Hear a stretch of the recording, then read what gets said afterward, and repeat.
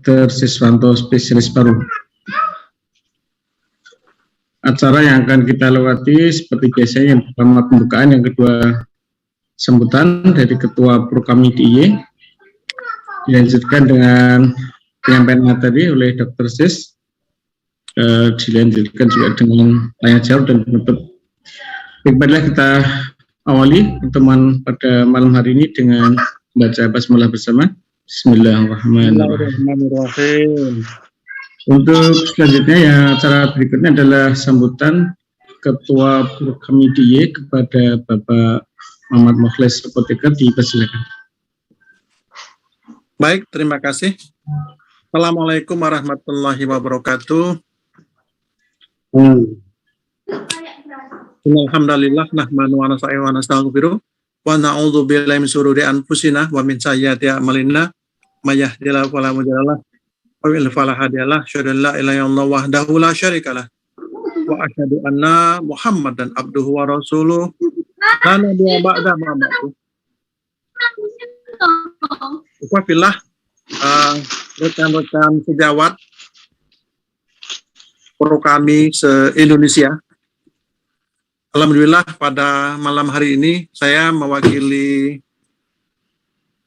Ketua Prokami DIY mengucapkan terima kasih atas kehadiran sahabat-sahabat, rekan-rekan se-Indonesia. Jadi agenda kita ini disebarkan melalui grup-grup yang dihadiri, yang insya Allah yang ini adalah webinar yang kelima. Kalau kita melihat webinar pertama, kedua, ketiga, keempat, beberapa peserta kita berasal dari luar Pulau Jawa. Untuk itu kami mengucapkan terima kasih atas atensinya dan perhatiannya. Kemudian kami juga mengucapkan terima kasih kepada narasumber malam ini, Dr. Sis, spesialis paru. Allah akan menyampaikan long COVID katanya ya. Yang kalau beberapa orang itu mungkin akan merasakannya. Jadi para penyintas COVID setelah dinyatakan negatif, kemudian masih merasakan efek-efek atau simptom-simptom seperti waktu terkena COVID. Misalnya flu masih berkepanjangan, batuk masih berkepanjangan, atau tes PCR-nya masih positif, gitu ya. Tes PCR mau masuk kantor syaratnya PCR negatif, setelah dinyatakan negatif PCR masih positif, katanya begitu ya. Nah, ini nanti kita akan dengar ya, penjelasan dari ahlinya ahli. Nah, ini dari dokter spesialis paru. Kita akan dengarkan bagaimana apa yang terjadi dengan long COVID ini ya. Bagi rekan-rekan yang pernah merasakannya, bagaimana mengatasinya ya. Apakah ini berbahaya atau tidak? Nah, ini yang perlu kita simak bersama malam hari ini. Silakan nanti jika ingin bertanya, ada 2 kesempatan, mungkin nanti akan dipandu oleh Pak Eko, bisa dituliskan di chat, bisa juga di ruang tanya jawab. Begitu. Sekian dari kami, Prokami Daerah Istimewa Yogyakarta, dan agenda ini kita lakukan setiap 2 minggu sekali.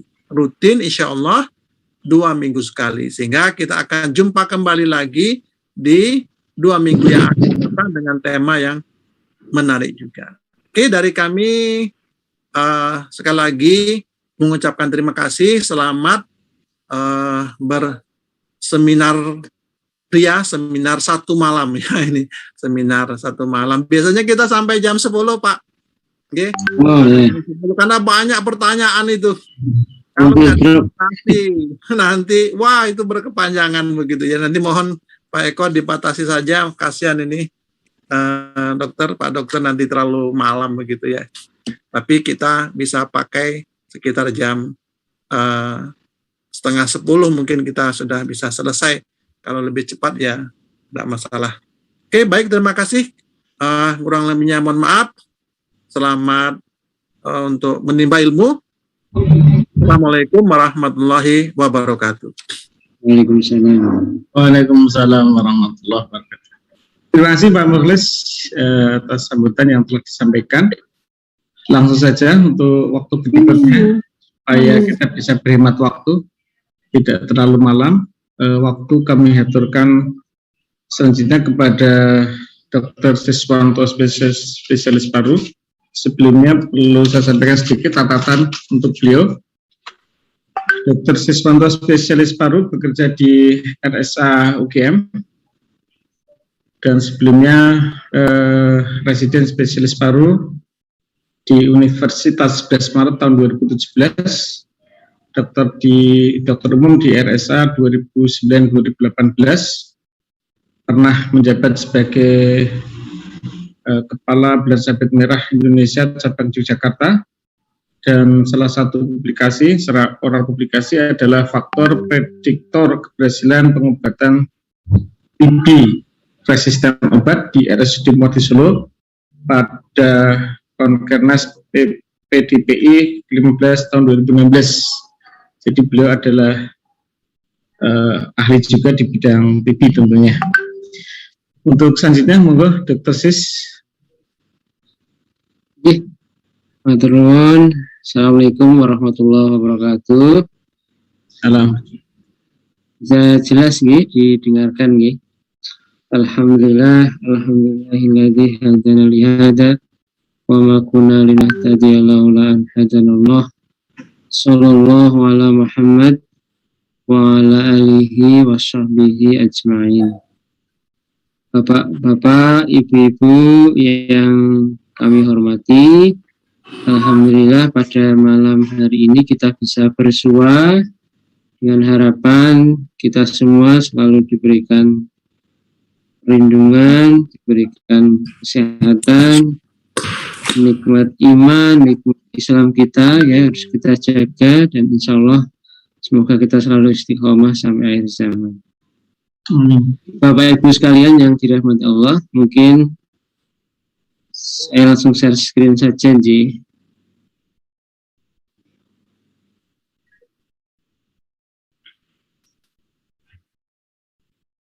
Ya. Ya, jadi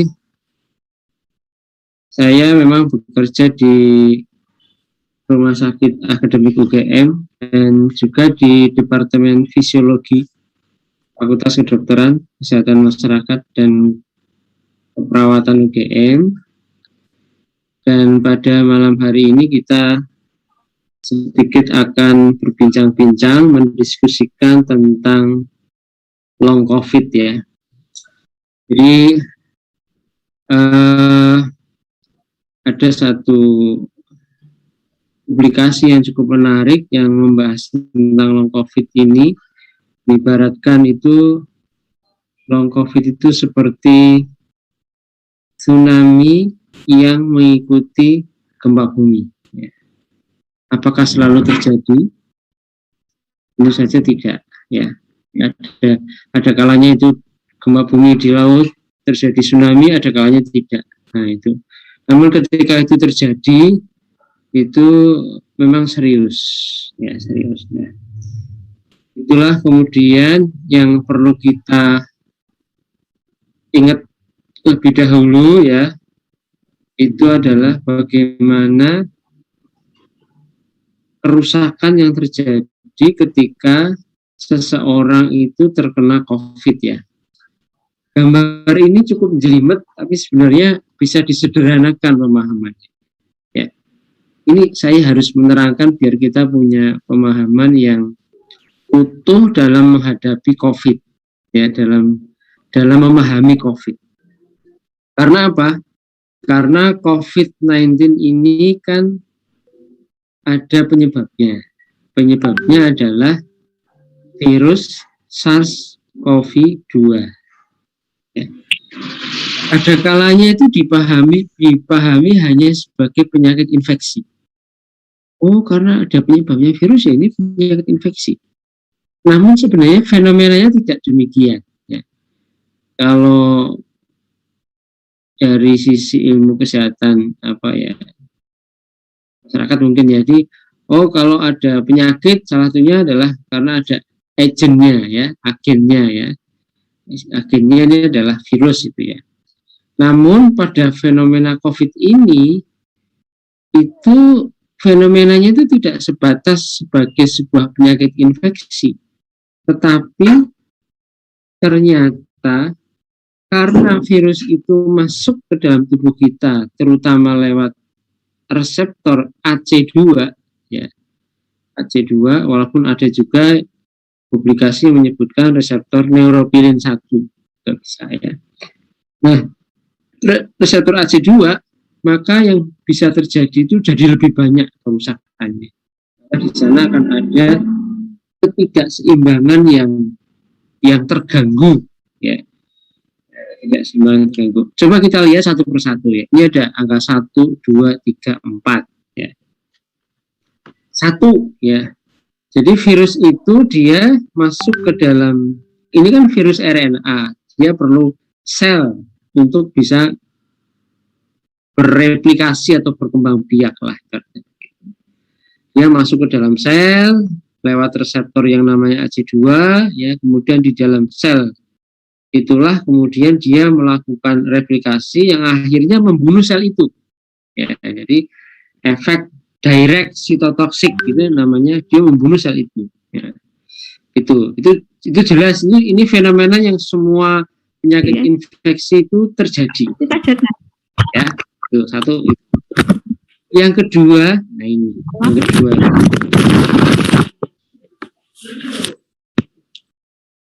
karena virus ini masuk ke dalam tubuh manusia itu lewat reseptor AC2, sedangkan di dalam tubuh kita ada sistem ya, keseimbangan yang disebut dengan sistem renin angiotensin aldosteron system. Dan sistem ini tuh mempengaruhi nggak cuma 1-2 organ, tetapi multi organ. Nah, ya, ketika sistem RAS itu terganggu, ya, itu maka efeknya buruk. Ya, jadi kita pahami ada lengan AC1, ada AC2, ya. Pemahaman sederhananya begini: ketika AC2 itu banyak digunakan oleh virus untuk masuk ke dalam sel, maka aksis di AC2 itu jadi berkurang, sehingga berat di AC1.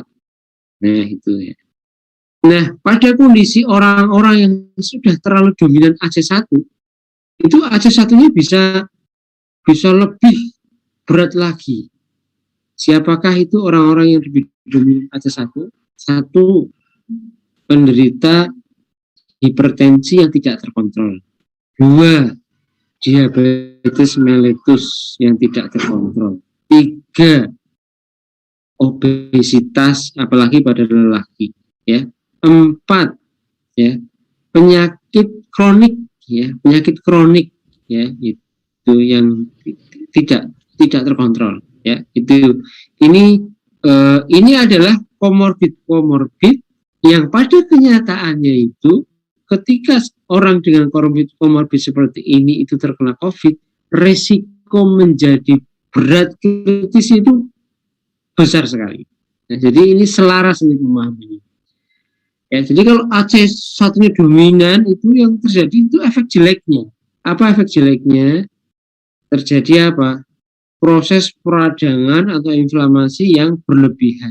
Pembuluh darah itu vasokonstriksi, kecenderungan menyempit, lebih perampang atau permeabilitasnya itu meningkat, jadi mudah sekali itu cairan di intravaskular, intravasa, ya, intra pembuluh darah keluar. Ada juga yang pro-trombotik, risiko terjadi penyumbatan pembuluh darah itu lebih besar. Profibrotik, risiko terjadi parut jaringan itu lebih besar. Nah, itu jadi efeknya jelek semua. Ya, padahal kalau seimbang itu menjadi efeknya baik, ya. Kalau AC2-nya itu bisa dijaga bagus, itu efeknya itu tetap bagus. Ya. Nah, itu yang nomor 2 itu. Jadi ketidakseimbangan yang terganggu, ya. Nah, ini pemahaman ini itu penting. Karena apa? Kita mengobati orang yang terkena COVID itu tidak hanya mengobati kasih antivirus, nggak cuma itu. tapi juga menyeimbangkan kondisi tubuh yang penderita itu tadi. Menyeimbangkan kondisi tubuh itulah yang kemudian orang itu menjadi pengobatan terhadap penderita itu menjadi bersifat individual. Karena komorbidnya lain-lain, ya, dan juga tingkat keparahannya jadi lain-lain. Nah, dan ketidakseimbangannya juga lain-lain. Tuh. Fenomena yang ketiga itu adalah adanya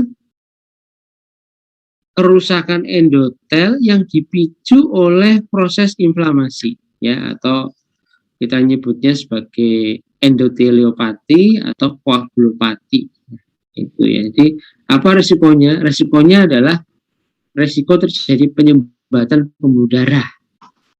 Nah, penyumbatan pembuluh darah itu bisa terjadi di mana-mana. Namun terutama adalah penyumbatan pembuluh darah di paru. Kita harus ingat bahwa paru kita itu terdiri dari gelembung-gelembung yang namanya alveolus. Ya, kalau banyak namanya alveoli. Satu alveolus itu ada anyaman pembuluh darah yang sangat banyak ya. Jadi kalau perkiraan itu 1 dibanding 300-an anyaman. Ya. Saking banyaknya itu namanya bukan capillary network. Network itu jaring ya. Jaring kan masih ada perampang-perampangnya ya. Tapi kalau di paru itu namanya capillary bed, bantalan. Jadi saking padat itu disebutnya adalah capillary bed, bantalan pembuluh darah. Kalau itu sampai terjadi penyumbatan, otomatis apa? Ya fungsi parunya nggak bisa berjalan. Padahal paru itu tugasnya adalah memasukkan oksigen ke dalam darah dan membuang karbon dioksida udara luar. Ini terganggu. 3 itu. Yang keempat adalah disregulasi respon atau tubuh kita itu ketika ada infeksi, ya sebenarnya ada mekanisme imun, mekanisme kekebalan yang tujuannya adalah untuk membatasi biar infeksi itu tidak berlanjut. Namun karena suatu dan lain hal, bisa karena efek dari virulensi virusnya itu kemudian membuat respon imunnya itu jadi berlebihan. Nah, responnya berlebihan itu akan mengeluarkan zat-zat perantara atau mediator. Kita mengenalnya dengan sitokin. Ya. Masyarakat sekarang udah pinter itu. Mereka sudah tahu itu sitokin, udah terbiasa mendengar kata sitokin. Itu sitokinnya itu jadi berlebihan, bahkan sampai kemudian terjadi hiper, ya. Hiper itu, jadi sampai terjadi badai ya namanya badai sitokin atau cytokine release syndrome atau cytokine storm syndrome. Nah ini ya.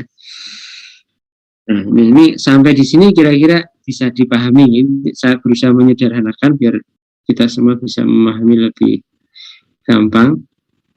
Nah, cytokine storm ini saya membandingkan 2 gambar mekanisme ketika terjadi proses akut dan ketika terjadi proses long COVID. Ketika terjadi proses COVID yang akut-akutnya itu dengan pasca COVID ya tadi yang akut itu sudah ada itu 1, 2, 3, 4 ya. Yang keempat adalah body sitokin. Nah ini akan saya jelaskan nih yang body sitokin ya, yang body sitokin. Nah, akibat dari sitokin yang begitu banyak ya yang dikeluarkan oleh sel-sel tubuh kita yang awalnya itu sebenarnya untuk membantu membatasi proses infeksi atau proses peradangannya itu kadangkala itu menjadi berlebihan. Jadi berlebihan sampai kemudian menimbulkan badai tadi itu ya. Menimbulkan badai tadi itu. Kalau badainya itu sifatnya lokal yang rusak jaringan parunya ya, maka akan menyebabkan situasi yang disebut dengan ARDS, Acute Respiratory Distress Syndrome ya. Ya gampangannya itu peradangannya itu mengenai paru kiri dan kanan luas ya. Kalau radang luas otomatis gagal nafas ya, otomatis terjadi kegagalan fungsi paru. Nah ini, kalau radangnya itu ya, itu kemudian menyebar ke organ lain di luar paru, apa yang terjadi? Ini ya, dia bisa menyebabkan yang namanya disseminated intravascular coagulopathy ya, sama ini. Jadi rusak juga ini beberapa organ. Yang paling banyak itu memang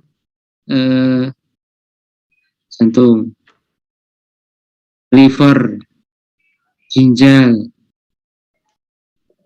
otak ya. Kalau udah lebih dari 2 udah namanya gagal multi organ ya. Ini, dan ini tingkat kematiannya jadi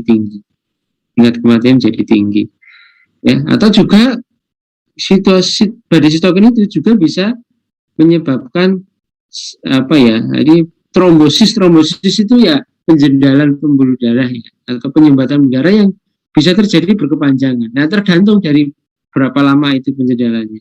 Itu juga mempengaruhi seberapa jauh atau seberapa lama efek negatifnya. Nah, itu. Nah, setelah seseorang itu kemudian katakanlah selamat ya, atau dia bisa melewati situasi kritis ya, situasi fase akut gitu ya, itu dia biasanya ini kan fase yang paling berbahaya itu kan antara hari ke-8 sampai 14 ya. Kalau kita hari ke-8 14 itu kok cenderungnya akan membaik, biasanya membaik terus. Kalau di antara hari itu ada perburukan, itu resikonya akan lebih tinggi menjadi memburuk. Kalau kemudian itu menjadi berat, ya menjadi berat itu bisa jadi yang awalnya COVID-nya ringan jadi sedang, gitu. Kalau ringan itu kan tidak ada infeksi paru, ya. Kalau sedang itu sudah ada infeksi paru atau pneumonia, ya. Atau dari sedang menjadi berat, ya. Sedang itu ada infeksi paru, tapi pneumonianya itu kategori yang ringan, ya. Kalau dia sampai memberat menjadi pneumonia berat, namanya COVID berat. Kalau COVID beratnya itu sampai menimbulkan gagal nafas, ARDS, sampai menimbulkan sepsis ya, atau efek sistemik, itu namanya kritis. Nah, itu. Nah, sehingga ini setelah kemudian seseorang itu lolos dari fase akut ya, dia kemudian membaik gitu. Ini sangat tergantung dari beberapa hal. Apakah kemudian gejalanya itu akan membaik seberapa cepat? Apakah kemudian tanda-tanda kerusakannya itu baik paru maupun non paru itu akan membaik seberapa cepat?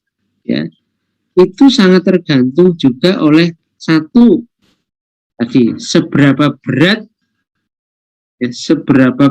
atau seberapa berat derajatnya atau severity-nya. Ya, kalau otomatis kalau derajatnya berat dibandingkan yang sedang, itu biasanya proses recovery-nya itu jauh lebih lama yang berat. Itu satu, derajatnya. Kedua, itu adalah seberapa lama proses peradangan itu terjadi. Seberapa lama ini proses peradangan itu terjadi, dan seberapa, kalau seberapa beratnya kan tadi sudah dilihat dari severity-nya, seberapa lama ya gitu. Karena saya itu pernah melihat 2 kasus sama-sama penyintas, yang satu itu sama-sama berat, yang satu itu dia memakai high flow nasal kanul, jadi sampai hampir 28 hari, 30 hari ya. Tapi dia kemudian selamat ya. Bayangkan 28 hari. Yang satunya itu sampai pakai ventilator. Namun pakai ventilatornya dulu sekitar 5 hari, kemudian bisa disapi, bisa lepas ya. Itu ternyata ya, kalau dilihat kan satunya berat, satunya kritis ya, sampai ventilator ya kan. Itu ternyata resolusinya itu lebih cepat yang kasus kedua. Ternyata itu karena dia cuma pemberatan cuma 5 hari lah. Tapi ini sampai inflamasinya mungkin sampai 28 hari lebih ya. Itu resolusinya atau recovery-nya lebih cepat yang kasus kedua itu. Ya, ini seberapa lama ya. Juga proses ini ya. Proses ada tidaknya proses radang yang memang sudah terjadi pada pasien itu. Misalnya gini. Sebenarnya kalau orang obesitas itu kan ada peradangan. Ya, jadi sel-sel lemaknya itu mudah dipicu untuk timbulnya peradangan. Orang yang punya penyakit kronik seperti diabetes, sebenarnya di dalam tubuhnya itu peradangannya juga lebih tinggi daripada orang yang normal. Yang penyakit metaboliknya juga sama, ya, jadi BMI yang tinggi atau usia yang tua atau punya penyakit paru yang kronik yang sudah ada sebelumnya sebelum terkena COVID, itu sudah terjadi proses peradangan. Nah, ini. Jadi, yang selanjutnya adalah seberapa ini respon penyembuhannya. Jadi respon penyembuhannya bagaimana itu? Atau kita menyebutnya fungsi autofaginya itu sebenarnya berfungsi baik atau tidak. Jadi autofagi itu begini Bapak Ibu. Kalau tubuh kita ada kerusakan, maka tubuh kita itu berespon dengan cara sel-sel tubuh kita itu membuang yang nggak berguna, ya, dengan tujuan agar sel-sel itu kembali normal. Itu proses autofagi. Nah, jika kemudian ya tadi ya, ini beberapa faktor risikonya ya, itu faktor ini kemudian dominan, maka ya ditambah dengan beberapa faktor lainnya. Faktor lain misalnya apa? Nih, terapi farmakologi. Ya, itu gimana itu ya? Jadi kalau ada pemberian terapi farmakologi yang misalnya ini pemberian obat-obat ini itu bisa mengurangi ya. Atau juga pemberian terapi farmakologi itu juga terapi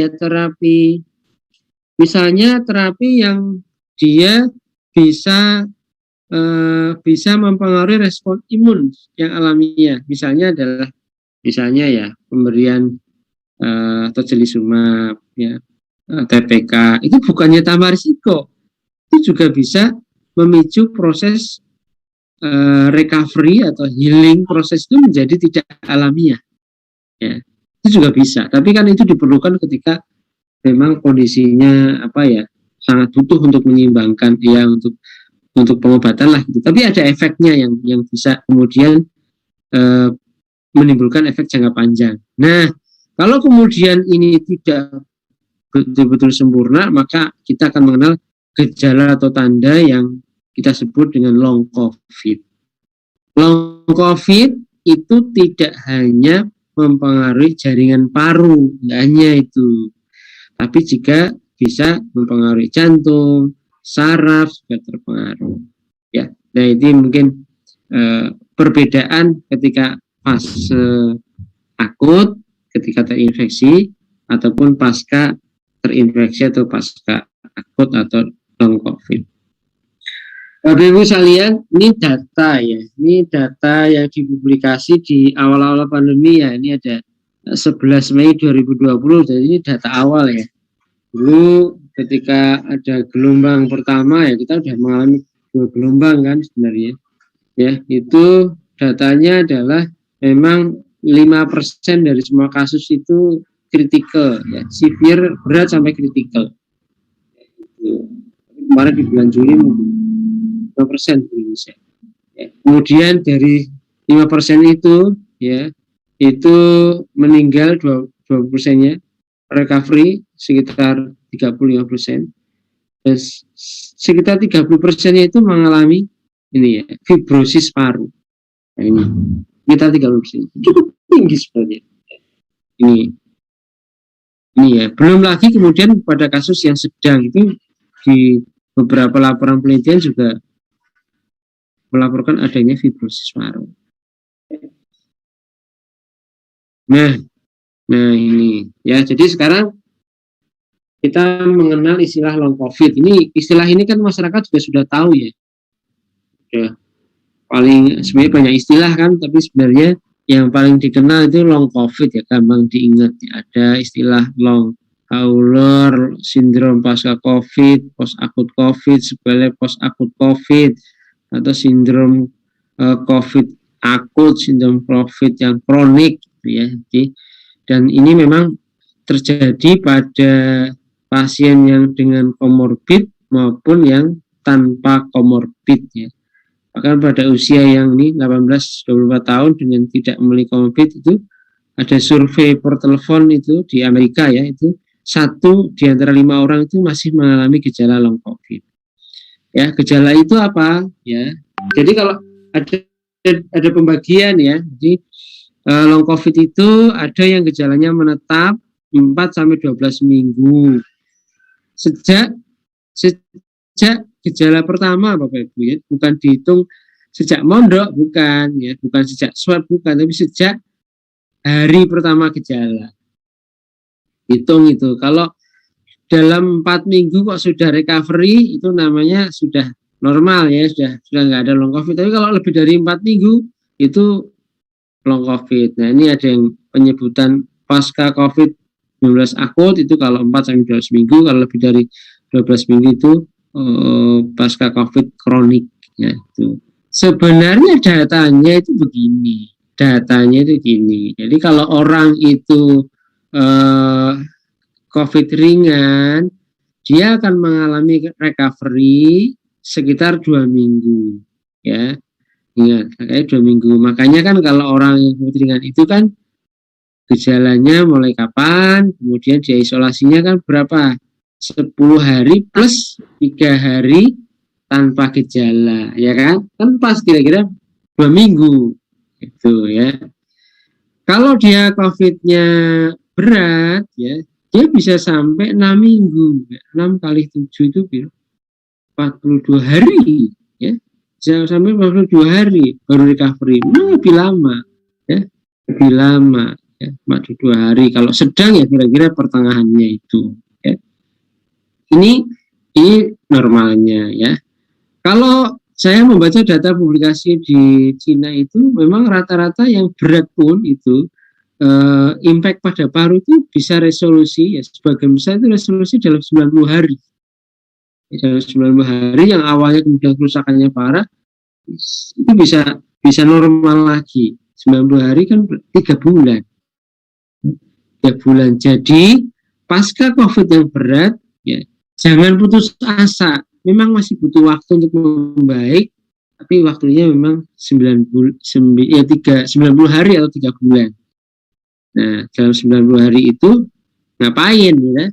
Tetap harus dilakukan follow up, tetap ada pengobatan-pengobatan yang dibutuhkan. Ya, nanti ada pengobatan apa saja yang kira-kira dibutuhkan dan alasannya mengapa itu diberikan. Ini saya jelaskan di akhir-akhir. Nah, ini Bapak Ibu, ini penelitian di luar sama penelitian di Indonesia ya. Jadi gejala long COVID itu tidak hanya gejala terkait dengan organ paru dan pernafasan ya, memang lebih banyak yang lebih dari 1 gejala ya. Ini laporannya lebih dari 1 gejala. Tapi ini gabungan beberapa gejala yang paling sering ya. Lelah, ya ini lelah itu. Lelah itu bisa deskripsinya orang Jawa itu biasanya apa namanya? Masih aras-arasen. Nah, itu ya. Pun Pak, sapunika Pak Dodo masih aras-arasen. Pengennya pun istirahat mawon. Melama sekedap tesih boten kuat. Aras-arasen, fatik gitu ya. Sesak nafas ya. Sesak nafas, baik sesak nafas itu memang sesak nafas aktivitas maupun ketika istirahat. Masih batuk-batuk ya, ada kalanya batuknya tanpa dahak ya. Masih nyeri otot ya, pegel-pegel di otot, nyeri kepala, bahkan gangguan tidur, gangguan sendi. Ini masih terjadi ya. Nah, ini gejala-gejala yang berdasarkan penelitian Dr. Agus ya di Universitas Persahabatan. Tapi sebenarnya banyak ini. Kalau dilihat kan ini gejala-gejala ini tidak hanya gejala terkait paru dan pernafasan, tapi multi organ. Ya, kita lihat nih ada lelahan, batuk, nyeri kepala, pegel-pegel, masih demam-demam, ya. Kemudian perasaannya juga belum normal, ya. Kadang diare, kadang masih hidungnya buntu, sesak nafas, mual-mual, tenggorokan kering bahkan nyeri, dadanya nggak nyaman, nyeri dada, nyeri perut, ya. Ini ya, apa? Dan juga keluhan-keluhan saraf pusat, ya. Itu. Nah, ini contoh contoh fenomena sesak nafas, ya. Mengapa itu bisa terjadi? Ya, karena ini salah satunya kenapa sesak nafas terus terjadi itu. Karena ini situasi di mana sitokin proinflamasi, ya, itu ada terus dan itu berkepanjangan. Ya, ada terus dan berkepanjangan. Sehingga ya, ketika seseorang itu pasca COVID, itu sebaiknya memang diberikan obat untuk mengendalikan inflamasinya, menurunkan inflamasinya. Ya, dengan apa? Dengan berbagai obat yang punya mekanisme menekan proses inflamasi. Apa itu? Misalnya pemberian kortikosteroid yang dosis rendah, ya. Biasanya kita mulai dari dosis di bawah 0,5 lah, 0,5 mg per kilogram berat badan. Nanti di 1 minggu bagus diturunkan lagi gitu, ya. Atau kemudian diberikan obat yang punya efek antiinflamasi, misalnya azitromisin, bisa, ya, tuh diberikan. Atau secara khusus yang ini untuk mengurangi inflamasi di saluran nafas kecil, ya, saluran nafas kecil, dan di alveolusnya misalnya pemberian inhalasi kortikosteroid, ya, ICS, ya, baik yang powder maupun yang DPI maupun MDI, itu, ya. Tuh. Dan yang kedua itu ini perubahan fibrosis di paru. Sebenarnya prosesnya itu belum sampai perubahan fibrosis atau parut yang menetap, ya, karena bisa berkurang atau bisa hilang, ya, rata-rata masih 90 hari atau 3 bulan. Namun ada, ya, saya punya pasien yang saya sudah amati, ya. Jadi kalau di kami itu setiap 3 bulan itu pasien itu kita CT scan. Itu ada yang pasien bulan Agustus tahun lalu, ya, hampir 1 tahun berarti, ini udah lewat Agustus, ya. Itu masih ada lamat-lamat fibrosisnya, dan enggak seperti fibrosis kalau penyakit paru fibrosis, jadi belum sampai tebal itu, tapi orangnya sudah nggak ada keluhan. Nah, gitu. Ini ya. Tapi itu gradual berkurang terus, ya. Yang ketiga ini proses tromboembolisme vaskular paru, ini juga sama, ya. Jadi kalau ada gangguan di pembuluh darah paru, ya, ini juga akan memicu proses tromboembolisme. Jadi memang harus dikontrol ini. Ya, misalnya awalnya itu dimernya tinggi, ya. Itu kan penanda untuk tromboembolisme, ya. Jadi setelah dia pulang pun masih diberikan obat untuk mengontrol tromboembolisme tadi, profilasis, ya, dan kemudian nanti diturunkan sesuai dengan respon pengobatan. Jadi tidak kemudian terputus, ya, gitu, tidak kemudian terputus, ya. Karena kan kita sudah mendengarkan mungkin di media sosial, mungkin saudara kita sendiri, saudara atau teman, ya, guru-guru yang kemudian dia terkena COVID, sudah negatif, di rumah malah meninggal, atau sudah negatif dirawat, masih perlu perawatan rumah sakit, kok meninggal, ya, itu, ya. Itu ya beberapa mungkin karena faktor-faktor. Ya, itu kemudian bagaimana sekarang kalau sudah kita tahu, oh, long COVID seperti itu, ini adalah fenomena tsunami yang mengikuti gempa bumi, ya. Terus sekarang bagaimana ini untuk menata laksana ya, mengobati ya. Sekali lagi bukan hanya milik paru ya, karena gejala atau impact ya itu bisa multi organ, walaupun memang sebagian besar itu impact paling besar ya di organ paru ya, tapi sebaiknya memang multidisiplin ya, atau pasien itu dievaluasi oleh banyak spesialis ya, misalnya organ parunya ini ada beberapa evaluasi, misalnya dievaluasi ronsen dadanya ya, kalau bisa juga. Kalau ronsen itu kan pemeriksaan imaging ya, yang paling sederhana ya.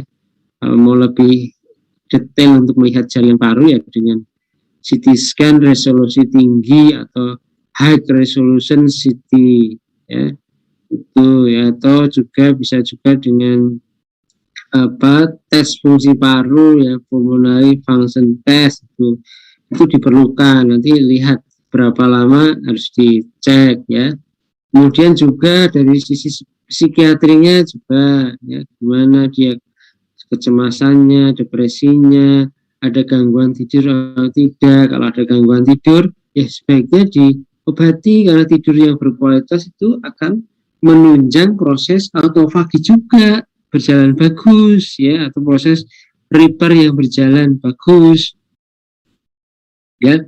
Tandanya juga pemeriksaan laboratoris maupun radiologis ya, juga pemeriksaan fungsi ya, baik itu dengan uji jalan 6 menit dengan spirometri ya, maupun ini yang lebih canggih lagi ya.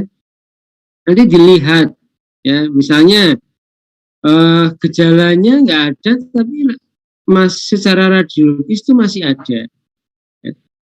Gejalanya nggak ada, radiologis masih ada. Kalau seperti ini yang paling pokok itu adalah diberikan ya obat untuk menunjang proses recovery-nya itu berjalan bagus ya, atau proses autofaginya berjalan bagus. Apa saja itu?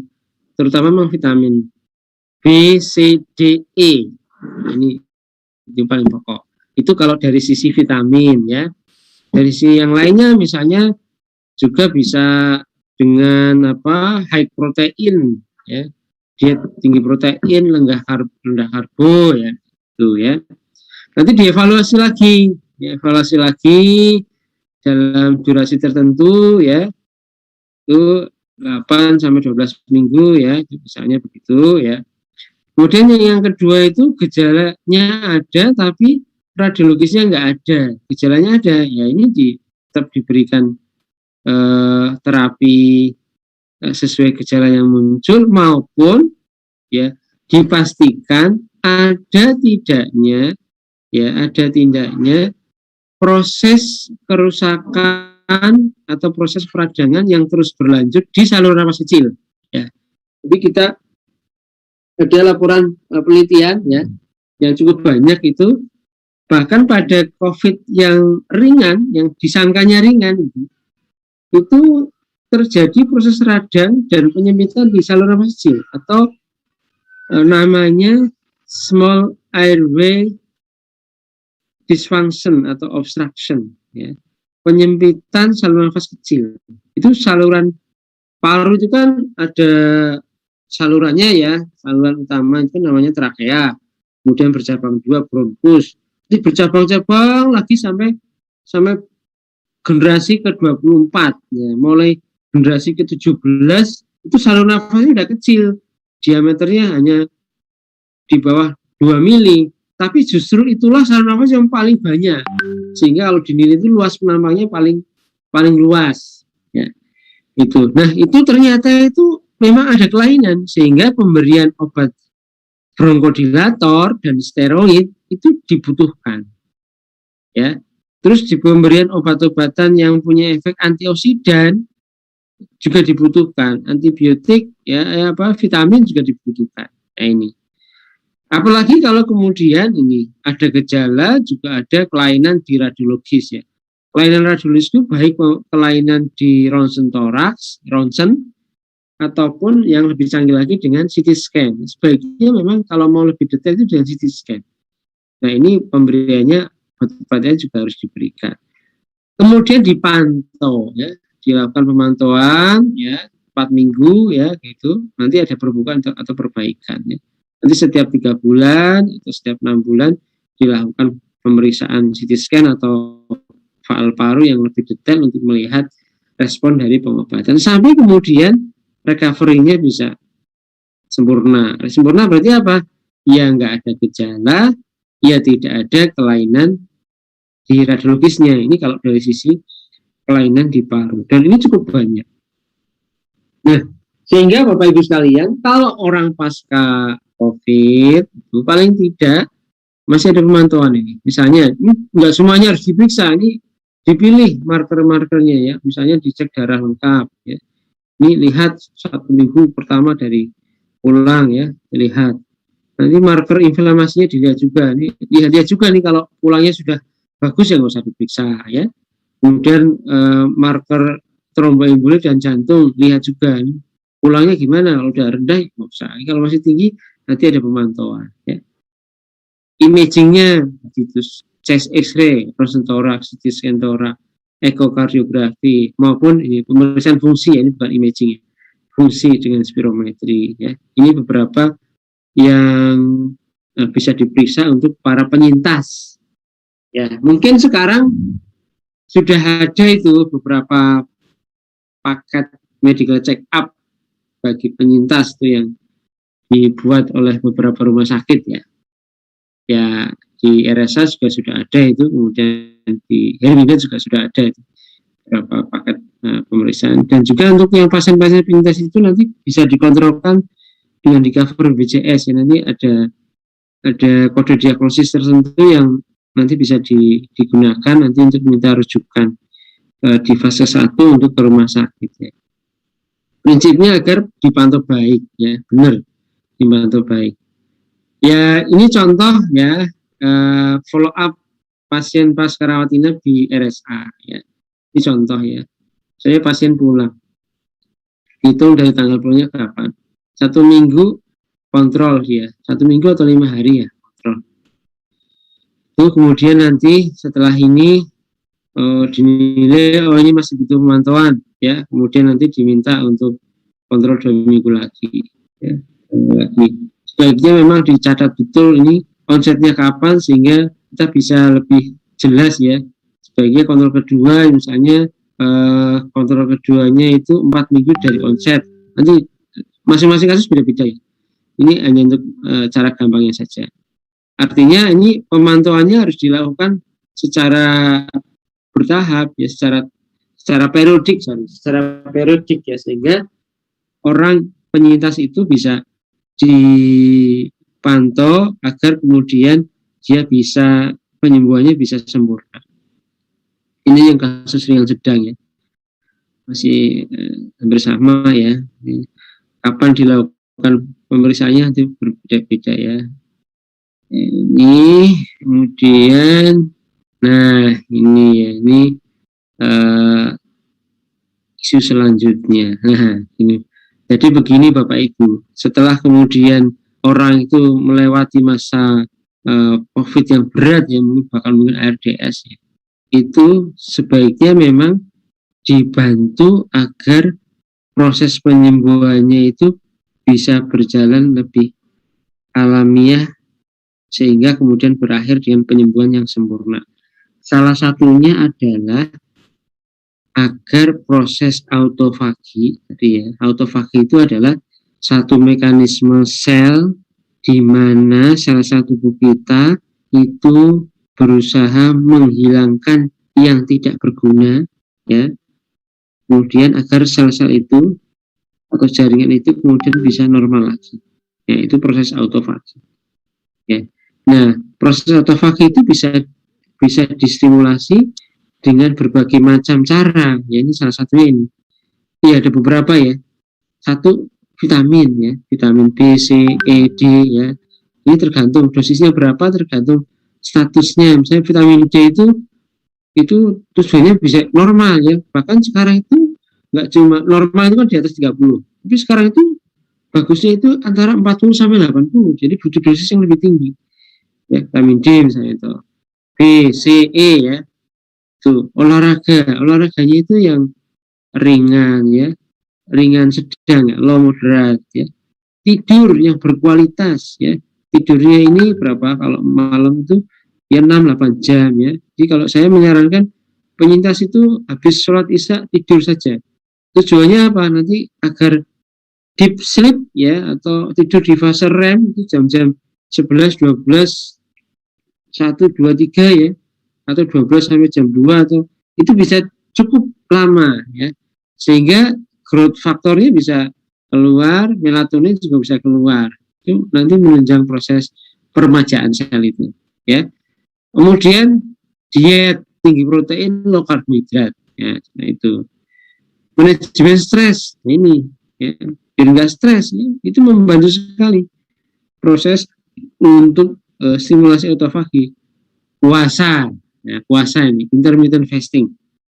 Nah, nanti bisa, ini mungkin jadi bisa tema tersendiri nih selanjutnya nih, ngasih ide kepada Pak Mukhlis untuk selanjutnya bagaimana ya intermittent fasting ini gimana nih ya, kan ada panduan 12 jam puasa atau 16 jam puasa ya, jadi satu hari itu 24 jam dibagi 2, 8 jam waktu makan, 16 jam waktu puasa ya, atau ya kalau nggak kuat ya 12 jam waktu makan, 12 jam waktu puasa. Gampangannya makan tuh mulai dari jam 6 pagi sampai jam 6 sore, malam sudah enggak, minumnya masih boleh. Tanya kalau kita punya hobi malam-malam ngopi, ini gimana ya Pak Pris ya?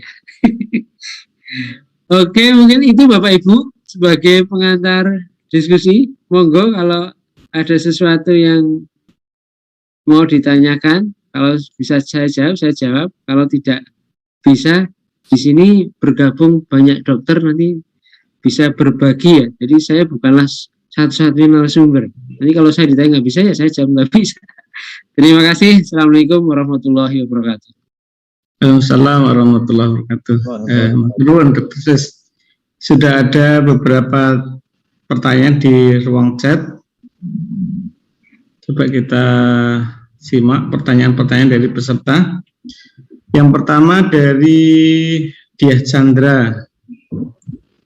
Apakah memungkinkan jika seorang yang terinfeksi COVID kemudian melakukan puasa autofagi 16-20 jam, dia bisa negatif PCR pada hari ke-11? Moga dok. Oh, dia masih terkena COVID ya, kemudian dia puasa, gitu. Ya, kalau memang ada itu, ada beberapa artikel yang bahas itu. Jadi intermittent fasting itu ternyata punya efek juga di fase-fase awal ya, di saat infeksi akut gitu ya. Itu ada efek juga untuk menghalangi proses verifikasi. Ya mungkin saja jawabannya begitu. Mungkin saja ya. Nah, apakah itu harus diterapkan kepada semua pasien? Ya, lihat dulu ya. Karena tadi ya, ada, kalau memang ini banyak teori ya. Memang kalau proses autofagi ya lebih baik itu distimulasinya nanti ketika sudah memasuki masa-masa mau recovery ya, itu. Kalau untuk fase-fase awal ya, nanti lihat kasus per kasus ya, mungkin saya nggak bisa menjawab lebih detail basic mekanisme seperti apa. Mungkin seperti itu yang bisa saya sampaikan itu Pak. Ya, mungkin bisa gitu ya, mungkin bisa. Gitu. Baik, kemudian pertanyaan berikutnya, kenapa yang sudah terinfeksi COVID mesti nunggu 3 bulan untuk divaksin? Apa risikonya kalau sebelum 3 bulan sudah divaksin? Dari siapa ini, Pak Priya Budi Santosa? Monggo. Oh, Nji. Ya, kalau orang yang terkena COVID ya, kan di tubuhnya itu ada respon imun ya, antibodinya terhadap COVID itu sudah terbentuk Pak, sudah terbentuk ya. Nah, antibodi yang terbentuk itu memang dengan berjalannya waktu itu akan menurun, ya. Dan penurunannya itu memang kelihatan nyata setelah 3 bulan. Setelah 3 bulan, jadi sebagai setelah 3 bulan kemudian dianu lagi. Kamu kalau 2 bulan boleh nggak? Ya prinsip teorinya boleh. Ya, Terus kan sekarang kita mijiti kan satu bulan boleh. Mijiti, terus Namun tadi pileknya itu nih, jadi yang nulari Abi. Tapi sing lara ki dhisik aku. Ya yang ngatur pilek kae to. ada iklan. Perhatian untuk bisa mengatur suaranya bagi apa? Dari mana? Gitu ya. Jadi seperti itu logika ininya ya, logika ilmiahnya begitu. Jadi ya. Karena memang ini Pak. Jadi antibodi yang terbentuk itu antara yang ringan, yang sedang itu juga sedikit berbeda ya. Saya punya beberapa pasien yang pasca COVID yang ringan itu dia kemudian 1 bulan penasaran ngecek antibodi, yaitu hanya hitungan berapa 30-40. Tapi kalau yang pasca COVID yang berat itu, wah itu ada yang sampai 300-400 itu titer antibodi kuantitatifnya ya. Gitu Pak, prinsipnya kalau sudah menurun divaksin Z naik lagi kekebalannya, begitu Pak. Dan untuk Indonesia itu kan sekarang mengejar coveran apa, seberapa banyak orang yang sebaiknya divaksin. Gitu loh. Jadi semakin banyak orang yang bisa divaksin kan, nanti harapannya herd immunity itu akan cepat tercapai itu loh.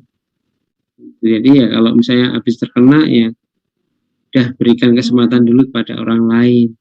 Ya, kalau yang habis terkena kan berarti sudah punya kekebalan juga. Gitu, Pak.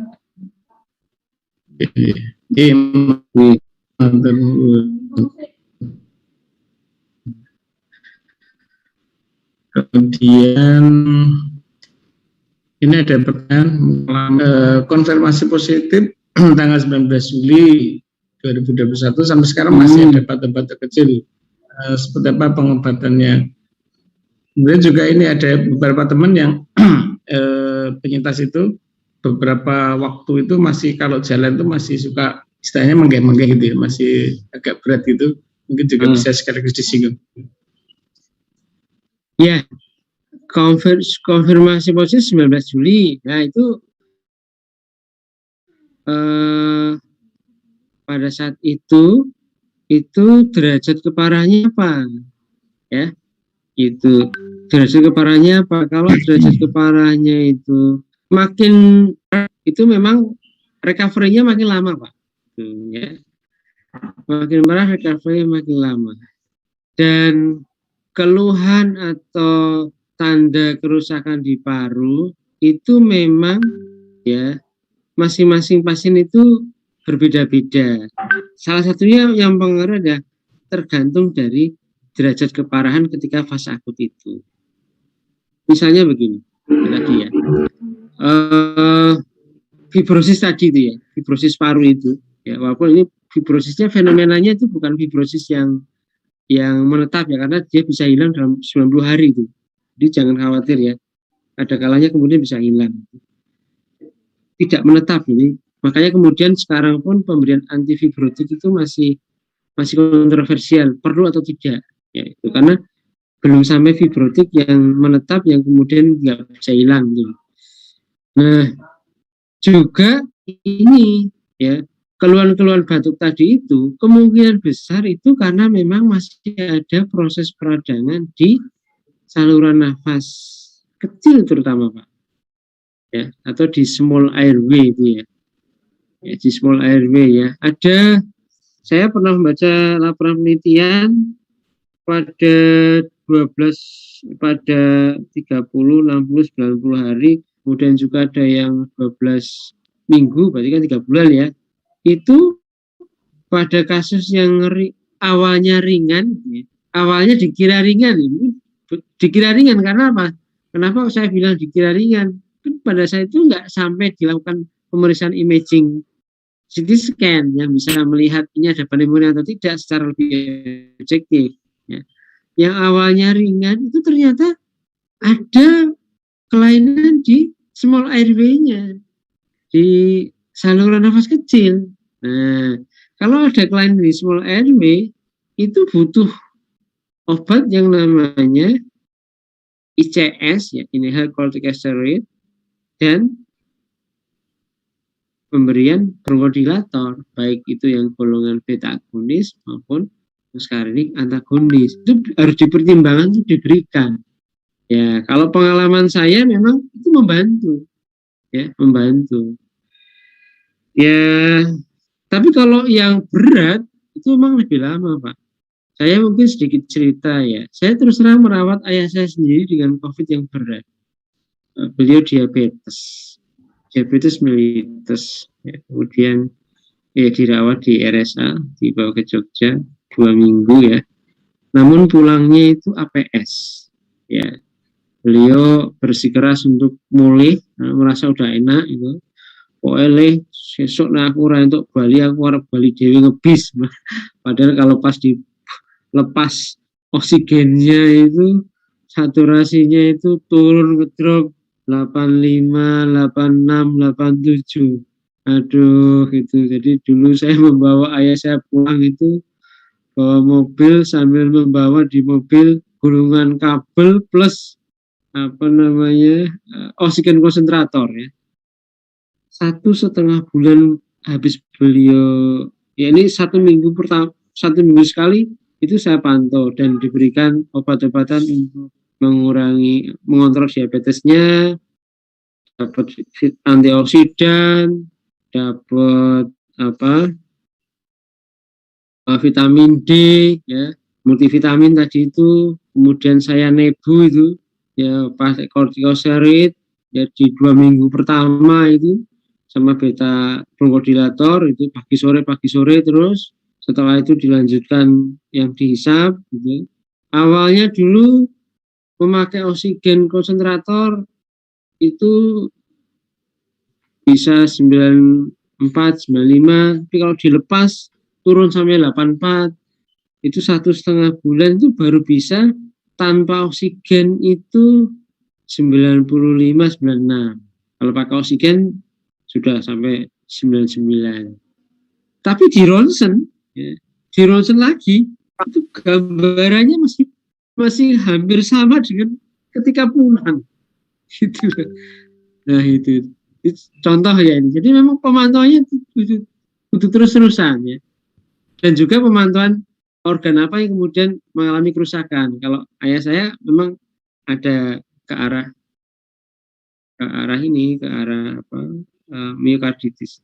Jadi ada gagal jantung juga. Tapi kemudian sekarang sudah perbaikan. Ini contoh. Jadi pasca mondok pun itu masih butuh pemantauan dan pengobatan sesuai dengan apa yang kemudian dialami oleh pasien tadi. Tapi insya Allah, ya itu lambat laun itu akan membaik kalau kita terapinya bisa bagus. Itu sih. Oke, matur. Ada pertanyaan yang bersama ini menginjak hari ke-23 pertama bergejala, dari hari pertama bergejala, saya ini masih batuk-batuk tadi, saya kira sudah terjawab ya. Sudah ya.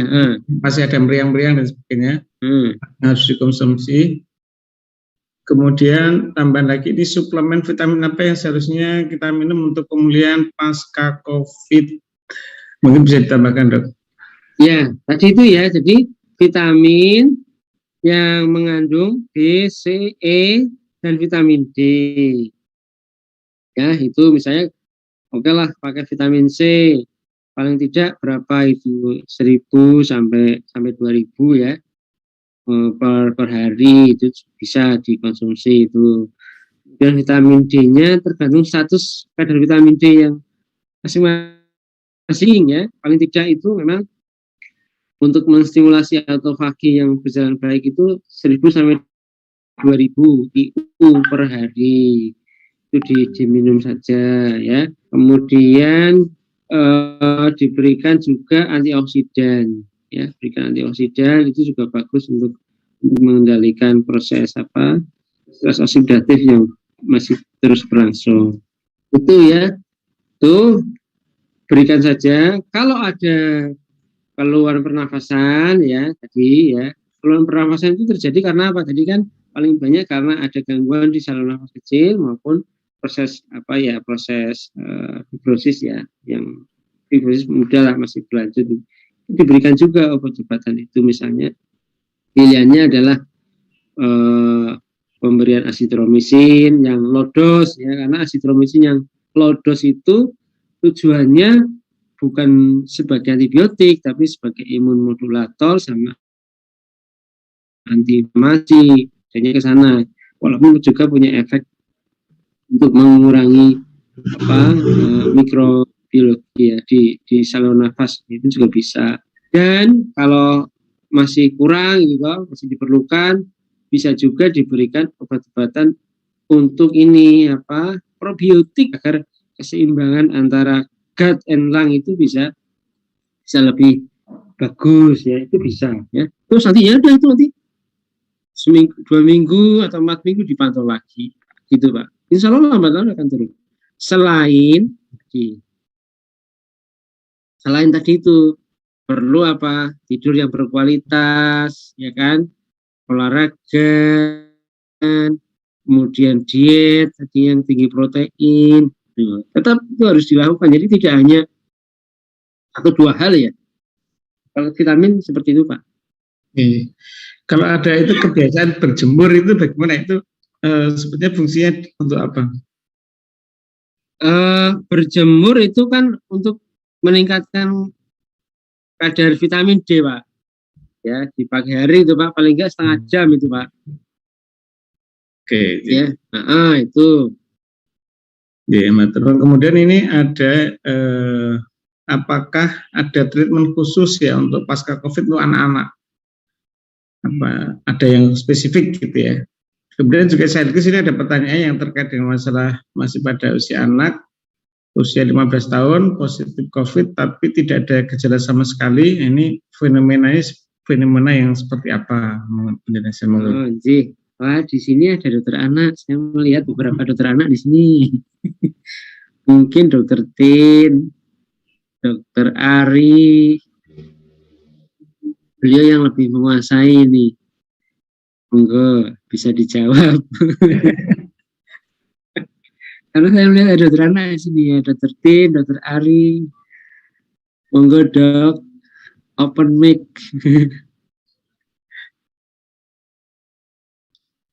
Ya, secara prinsip sebenarnya sama perjalanan penyakit kalau pada anak sama pada dewasa. Hanya memang kalau pada anak biasanya yang dengan komorbid ya. Maksudnya kalau pada dewasa itu kadang tanpa komorbid bisa sampai menyebabkan COVID yang berat gitu. Tapi kalau yang kasus anak yang sering sampai sedang, dengan gejala sedang sampai berat itu biasanya dengan adanya komorbid. Ya mungkin itu yang saya tambahkan. Terima kasih. Matur nuwun, Dok.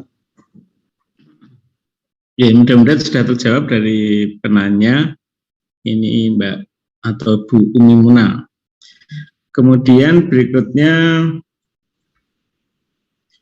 nah kaitannya dengan olahraga rutin, tadi berjemur sudah ya, olahraga rutin dan berjemur untuk kemampuan tubuh menghadapi COVID. Saya kira sudah terjawab ini ya. Kemudian kenapa sudah terpapar COVID masih vaksin? Ya, kan sudah muncul imun tubuh. Tadi sudah dijelaskan ya bahwa ada penurunan antibodi. Kemudian dari Bu atau Mbak Sekar Ramadhani, saya pernah baca di salah satu postingan kalau penderita long COVID mendapatkan vaksin akan memperbaiki gejala yang ada, apa benar? Monggo, mungkin bisa ditambahkan. Penderita long COVID mendapatkan vaksin Akan memperbaiki gejala yang ada.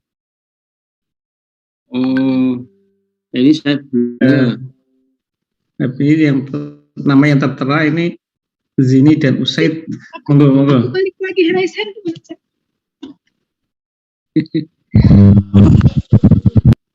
Monggo. Ini dokter dan para asatidz semua.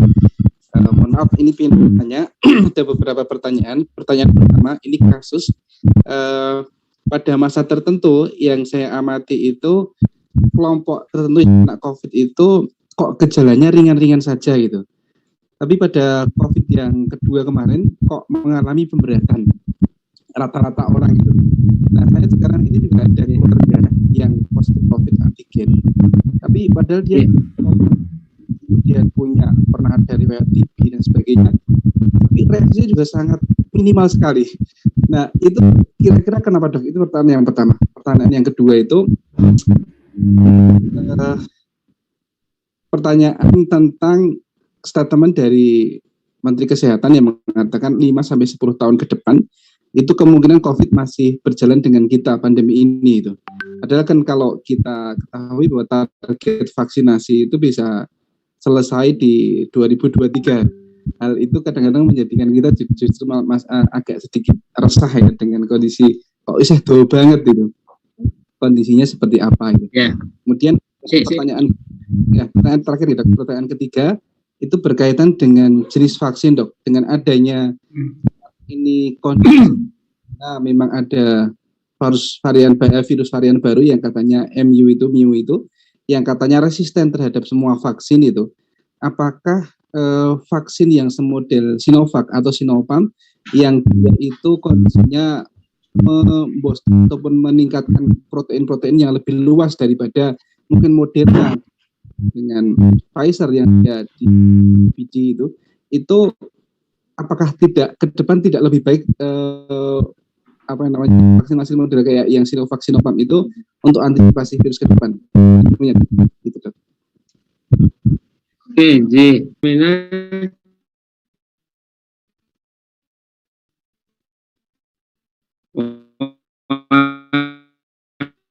Ada yang ringan, ada yang berat gitu ya. Nah, kan kita di real itu ya, praktek kami sehari-hari juga menemukan seperti itu. Dan itu bisa dipahami dengan bahwa seseorang itu bisa menjadi berat itu karena ada beberapa faktor. Faktor pertama bisa karena faktor virulensi dari virusnya tadi itu. Ya, jadi mungkin dia nggak punya komorbid, tapi dilalah virusnya yang masuk itu virulensinya tinggi atau konsentrasi virus yang masuk dalam tubuhnya itu banyak, bisa berat. Nah, itu. Yang kedua, faktor dari penjamunya atau hostnya tadi, host badan orang yang kemasukan virus tadi itu. Kalau kemudian dia ada komorbid tertentu, ya, tadi saya sebutkan itu ya diabetes, hipertensi, laki-laki obes, ya, sedentary lifestyle, yaitu itu ketika kemudian kemasukan virus, tadi yang fenomena kedua itu loh bahwa akan bisa terjadi ketidakseimbangan sistem ras tadi itu, yang itu bisa berefek jelek. Ya, jadi itu fenomena yang ya secara wajar bisa kita pahami, Pak, itu. Memang seperti itu, Pak. Kemudian yang kedua tentang ketika vaksin. Menteri Kesehatan masih 5-10 tahun lagi pada Oh vaksin. ya. Terus muka-muka ya, Pak. Jadi memang kalau lihat kalau dulu ada pandemi influenza ya di zaman Perang Dunia I kalau salah ya. Itu tahun 17 baru dianggap seperti flu biasa tahun berapa? 57, bayangin. Berapa tahun itu? 40 tahun. Itu di zaman ketika teknologi vaksin masih sudah ditemukan belum ya itu ya vaksin itu ya panjang sekali ya. Tapi kan sekarang kan teknologi vaksin itu berkembang ya, bahkan ya dulu nggak kebayang ada teknologi kayak yang platformnya Moderna, platformnya Pfizer itu kan dulu kan nggak kebayang ada, ini ternyata sudah ada ya, dan harapannya kemudian itu bisa mempercepat ya orang bisa divaksinasi, dan tentu saja harapan lanjutnya adalah terbentuk herd immunity ya, kemudian bisa teratasi pandemi ini ya. Karena memang saya pernah diskusi juga nih dengan rekan itu Mas Hakim itu ya. Kalau dulu kan di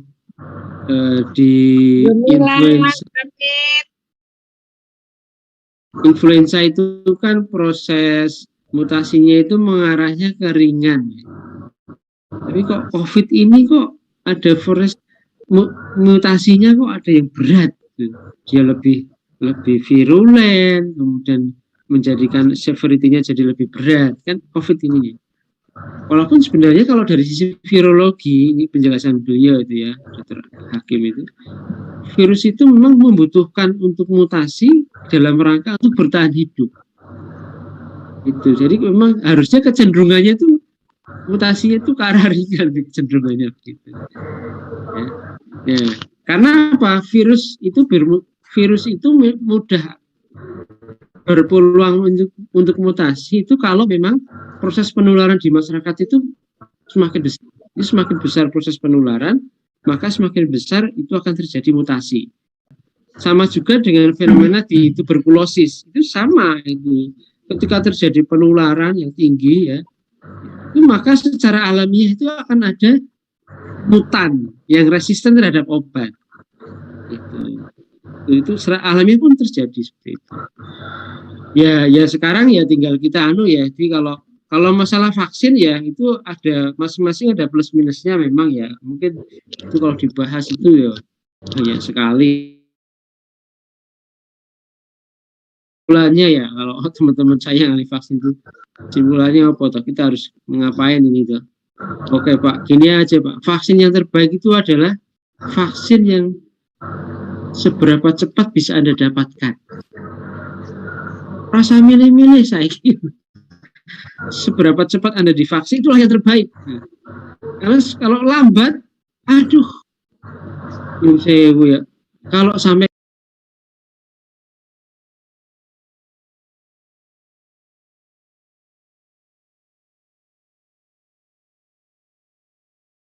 Recording in progress. Kehilangan teman itu di rumah sakit itu. Ya, itu kok berat. Setelah dicek, kok belum vaksin? Ya, ini kok belum vaksin? Kenapa? Padahal ya kerja di rumah sakit, kesempatannya ada, kok belum vaksin? Ya itu mungkin ya seperti tapi kan penjelasan ininya selalu ada alasan ya di balik, selalu ada inilah yang fenomena yang bisa kita ambil hikmahnya lah di peristiwa yang kemudian terjadi. Kalau sekarang itu ya sebaiknya udah seberapa cepat Anda bisa divaksin ya itulah yang terbaik, vaksin yang bisa diberikan. Jangan nunggu yang terbaik itu, jangan nunggu karena ya tadi itu dulu kan awal-awal pandemi Sinovac dianggap apa? Ya kan? Katanya orang meyakinkan gitu di awal-awal kan orang-orang pada menunggu Pfizer ya, dan sebagainya. Ya, tapi sekarang namanya jangan-jangan Sinovac ini yang paling bagus karena lebih bisa melindungi banyak virus dengan melihat platform vaksinnya seperti itu. Itu Pak ya, ini penjelasan gamblangnya apa secara global seperti itulah ya.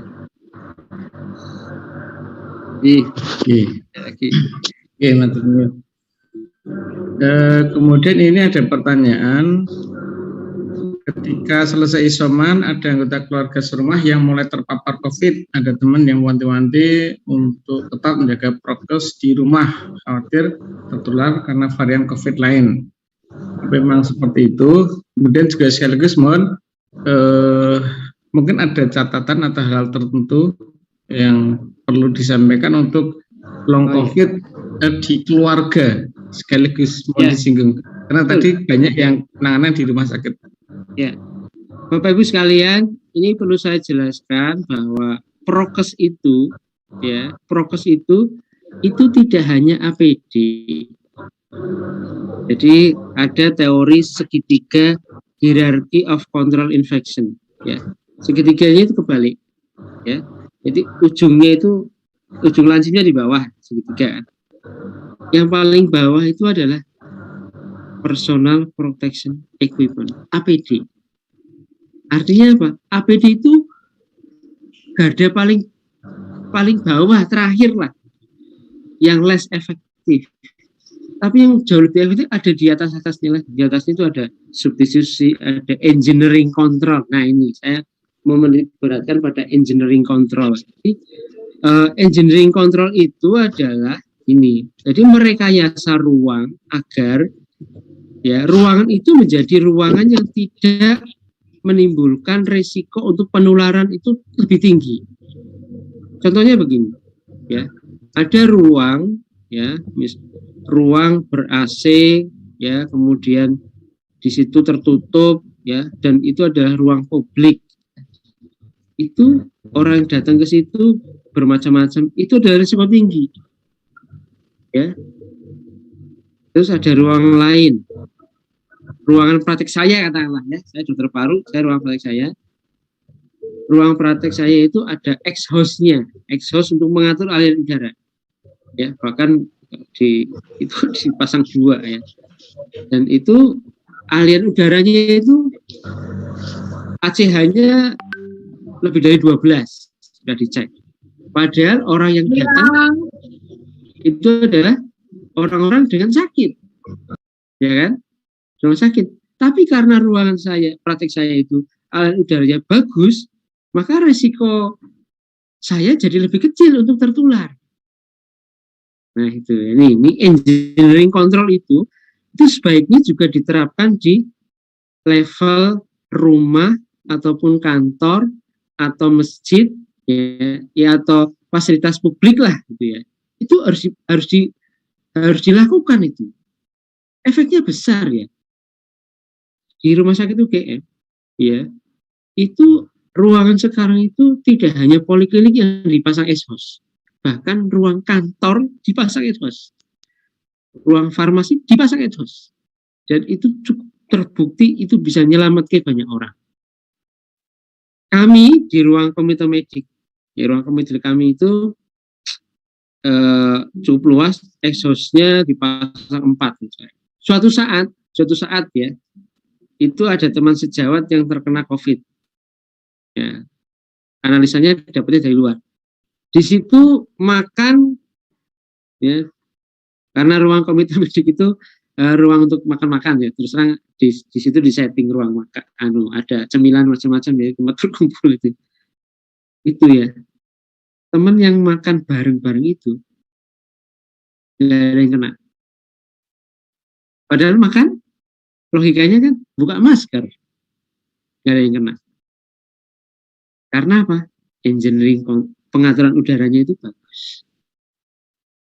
Ya saya sendiri alhamdulillah sampai sekarang tidak terbukti saya pernah positif, tidak terbukti.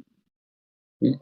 Padahal logikanya ya saya tetap pakai masker N95, ya, bahkan lebih sering double masker, ya, N95 kemudian ditambah masker bedah, ya, karena N95 saya kan kalau sekarang sih boleh setiap hari bisa ganti, ya. Kalau dulu itu masker N95 itu barang langka, jadi masker N95 habis dipakai nanti diupang, ya, dimasukkan ke mesin UV lah, itu nanti dipakai lagi sampai 3-5 kali.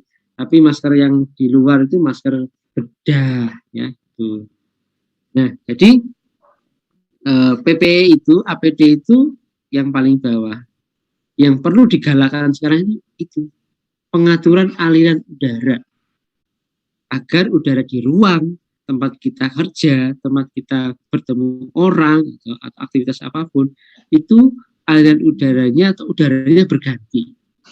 Demikian pula di rumah, ya kan, di rumah itu misalnya ya ada yang kena, ya yang kena otomatis kan kalau bisa memang diisolasi ya toh. Ya kalau bisa isolasi gimana ya? Ya dibikin itu misalnya jendelanya dibuka, kemudian dipasang kipas angin yang berusaha untuk memompa udara keluar ya. Kemudian ada udara yang angin-angin yang bisa masuk udara itu. Jadi biarlah caranya biar udara di situ itu bisa alirannya itu bisa ada dan nggak cuma mengandalkan aliran alamiah. Kalau aliran alamiah kan kita nggak tahu itu udaranya masuk apa keluar. Tapi kalau ada engineering, ada perekayasan aliran udara, itu lebih menjamin bahwa udara itu bisa berganti. Memang yang paling bagus itu tekanan negatif, tapi kan nggak mungkin. Alternatif kedua dipasang exhaust fan. Alternatif ketiga yaitu pasang kipas angin untuk merekayasa aliran udaranya tadi. Makatan Mbak. Ini sekaligus efektivitas HEPA filter sebenarnya seperti apa? Ya kalau HEPA filter itu dia menyaring sekaligus ada UV-nya Pak. Itu efektif Pak. Bagus Pak, kalau itu ada bagus, cuma kan mahal Pak. Kalau di rumah mahal. Di rumah sakit mungkin bisa ya? Iya, itu kalau yang bagus itu ratusan juta loh Pak HEPA filter itu. Yang HEPA filter loh ya, yang itu. Kalau yang apa mungkin ada produk-produk ini ya, yang elektronik itu ya, itu kan juga ada yang ada HEPA filternya, ada yang enggak, ya kan? Ya kalau ya tadi itu lihat kalau hanya HEPA filter kan dia hanya menyaring, terus kalau ada virusnya bisa mati ya. Kalau ada UV-nya bagus lagi, ada fasilitas UVC terutama ya. Itu dilihat itu di produknya itu ada enggak itu fasilitas untuk UVC ya. Jadi enggak cuman udaranya masuk disaring, tapi juga ada apa UVC yang bisa membunuh virus SARS-CoV-2 itu. Makatan Mbak. Satu lagi ini masih ada pertanyaan dari Susi Juniatun. Sebagai penyintas COVID, boleh divaksin setelah 3 bulan dari hari pertama gejala, PCR positif atau selesai isoman. Ini dari selesai isoman, ya dari dinyatakan selesai isoman, ya atau dinyatakan sembuh, bukan dari gejala pertama. Itu aturannya begitu di protokol organisasi maupun di Kemenkes ya. Di Maturnuwun, sepertinya sudah tidak ada pertanyaan di kolom chat dan di raise hand juga sudah terjawab. Ya. Mudah-mudahan sudah memberikan gambaran yang cukup untuk kita semuanya terkait dengan penanganan COVID atau long COVID pada malam hari ini. Bapak Ibu yang kami hormati, mari kita akhiri untuk pertemuan pada malam hari ini, dan sekali lagi kami ucapkan terima kasih pada Dr. Siswanto, spesialis yang telah memberikan paparan dan menjawab banyak pertanyaan pada kesempatan ini. Mari kita akhiri dengan bersama. Alhamdulillah. Dari saya ada kurang maaf. Assalamualaikum warahmatullahi wabarakatuh. Waalaikumsalam warahmatullahi wabarakatuh. Terima kasih semua. Terima kasih Pak Sis. Matur nuwun, mohon izin live. Ya, matur nuwun. Terima kasih Bapak Ibu sekalian. Insya Allah 2 pekan lagi silahkan bisa bergabung kembali dengan tema yang berbeda. Monggo kalau ada yang belum mengisi presensi